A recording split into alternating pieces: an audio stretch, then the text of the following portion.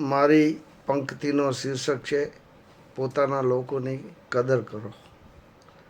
જ્યારે આપણે પોતાના લોકો આપણી સાથે હોય છે ત્યારે તેમની હાજરી આપણે સામાન્ય લાગે છે, પણ જ્યારે કોઈ પોતાનાથી દૂર થઈ જાય ત્યારે તેની નાની નાની વાતો પણ ખૂબ યાદ આવે છે.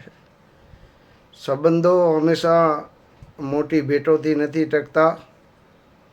થોડો પ્રેમ, થોડો સમય, થોડી કાળજી પણ પૂરતી હોય છે. કોઈ પોતાના વ્યક્તિથી નારાજ હોય તો અહંકાર રાખ્યા વગર એકવાર વાત કરી લેજો, કારણ કે સમય ફરી મળી શકશે નહીં. પણ વીતી ગયેલી ક્ષણો અને ગયેલા માણસો હંમેશા પાછા નથી આવતા.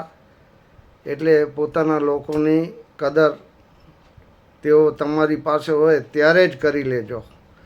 પસંદ આવે તો આ તમારા જીવનમાં અમલ કરશો.